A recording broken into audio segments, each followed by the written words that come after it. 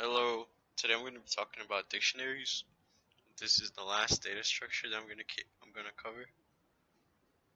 Alright, so let's make a dictionary. We're going to have a dictionary of cities, okay? And you need the squiggly brackets for this one. So here I'm going to have a string variable, Chicago, right? So this is our key. This is what we're going to use to access the given value. And for our given value, we're going to say that we're gonna have a float here, and this is a made-up number in millions. So we're gonna say that Chicago has 12.9 million citizens. Okay. Uh, Again, totally made up. And then we're gonna have another what do you call it? Another city here. Let's do New York. Okay, and why? And then so that's our key, and this is going to be the given value. We're going to say that it has 22 million people. Now we're gonna have another one here. Let's do I don't know, LA, whatever. Okay, and we're gonna say that LA holds 50 million people, right? So this is how you would access a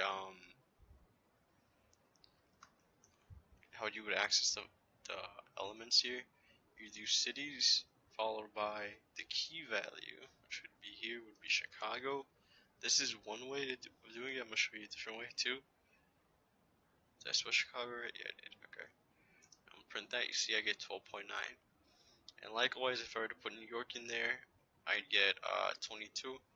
But here, say I don't know what the key is in my dictionary, and say I would put Texas in here. As we can see, Texas is actually not in our dictionary, and for that we actually get an error message. So another way of doing it, this is probably the best way, maybe depending on the situation, is to use the get function. So we put cities.get followed by opening and closing parentheses, and then within this we're going to put our key value here. So we're going to put Texas.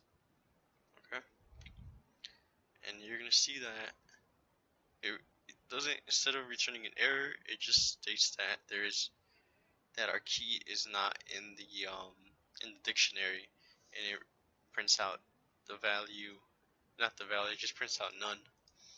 Okay, but say our key is in the dictionary, and we put let's put New York and Y.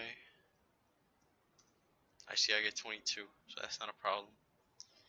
And your key doesn't necessarily have to be a string.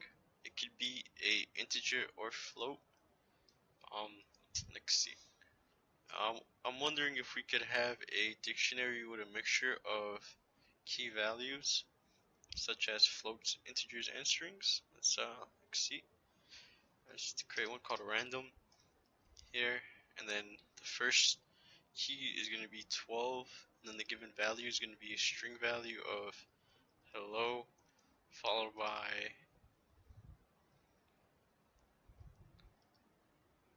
okay. It's like I like it to look like this. All right. Now we're gonna have a float. Now actually we're gonna have another string right here. This is a world. I don't want to confuse you guys. I'm gonna put I don't know, put Jackson. That's gonna be our key value here, and then within that value we're gonna have a float. We're gonna have 12.2. We're gonna have we're gonna do 24.5. Okay, and then next thing we're gonna do is we're gonna have a float value here of 5.1, and then we're gonna have a string value. No, we're gonna have an integer value of 22. Let's see what happens when I try to access the first element. So far we haven't got an error, so it's a good thing, right? So we're gonna do random, and then here we're gonna put the number 12 in here, and it prints out hello.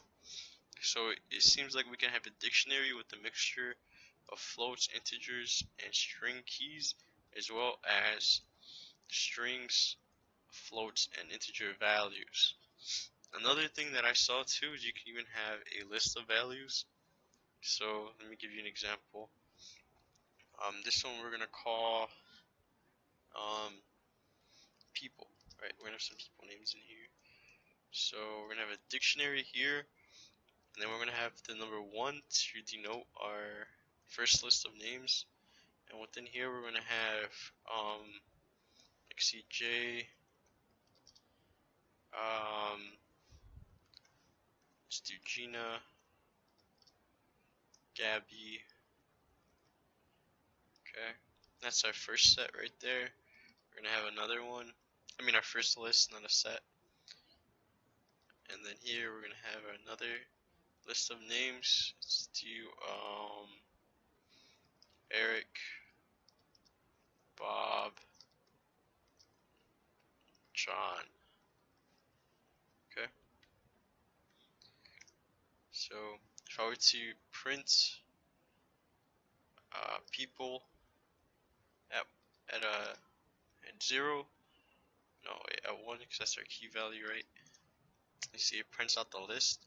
But another thing that's pretty cool about it is you could do, say I want to get in this list, I want to get the name the string Bob here. So what I would do is I do 1 and do 2, and then I follow it by number 1, because Bob in this list is at index 1, Eric's at index 0, and John's at index 2. Okay, and you see that's exactly what I get.